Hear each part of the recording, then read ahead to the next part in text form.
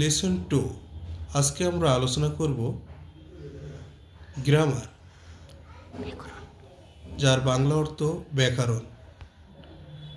Grammar শব্দের অর্থ ব্যাকরণ।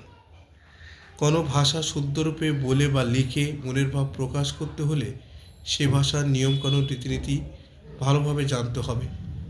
গ্রামার বা ব্যাকরণ হচ্ছে এসব নিয়মকানুনের সমষ্টি।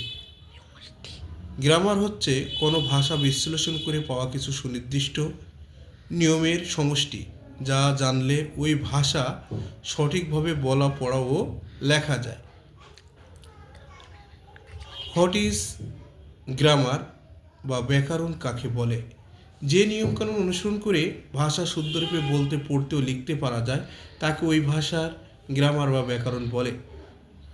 ইংলিশের দি rules those help us speak, read and write a language correctly are called grammar of that language.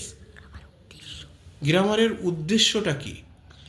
ভাষাকে বিশ্লেষণ করে তার নিয়মকানুন আলোচনা করা এবং তার সঠিক ব্যবহার দেখানো গ্রামারের উদ্দেশ্য। ইংলিশ গ্রামার হচ্ছে ইংরেজি ভাষা বিশ্লেষণের মাধ্যমে প্রাপ্ত কতিপয় সুনির্দিষ্ট নিয়মকানুনের সমষ্টি, যা ইংরেজি ভাষাকে সঠিকভাবে বলতে, পড়তে ও লিখতে সাহায্য করে। এখন ইংলিশ গ্রামার কাকে বলে সে সম্পর্কে আমরা একটু আলোচনা করব। যে নিয়মকানুন অনুসরণ করে ইংরেজি ভাষা শুদ্ধরূপে বলতে, পড়তে ও লিখতে পারা যায় তাকে ইংলিশ গ্রামার বলে।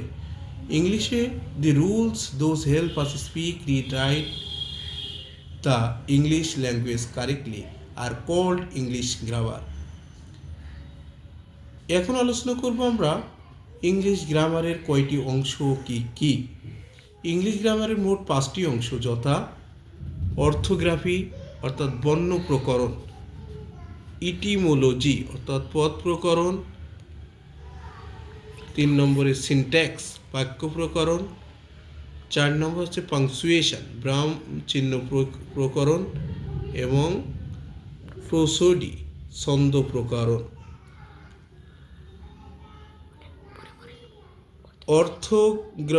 অর্থোগ্রাফি বা বর্ণ প্রকরণ কাকে বলে? ইংলিশ গ্রামারের যে অংশ পাঠ করলে বর্ণমালা এবং শব্দের বানান শেখার নিয়মগুলি সম্পর্কে জানা যায় তাকে অর্থোগ্রাফি বা বর্ণ প্রকরণ বলে। ইটাইমোলজি অর্থাৎ পদ প্রকরণ। ইংলিশ গ্রামারের যে অংশ পাঠ করলে শব্দের উৎপত্তি সম্পর্কে জানা যায় তাকে ইটাইমোলজি বা পদ প্রকরণ বলে। এখন আমরা পড়ব সিনট্যাক্স বা বাক্য প্রকরণ। ইংলিশ গ্রামারের যে অংশ পাঠ করলে বাক্য গঠন সম্বন্ধে সঠিকভাবে জানা যায় তাকে সিনট্যাক্স বা বাক্য প্রকরণ বলে।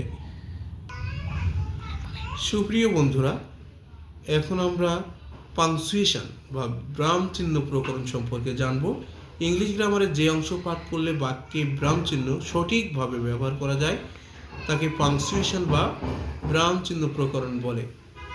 সর্বশেষ আমরা শিখব প্রোসোডি ছন্দ প্রকরণ। ইংলিশ গ্রামারের যে অংশ পাঠ করলে ছন্দ, কবিতা রচনার কলাকৌশল সম্পর্কে জানা যায় তাকে প্রোসোডি বা ছন্দ প্রকরণ বলে। ধন্যবাদ সুপ্রিয় বন্ধুরা।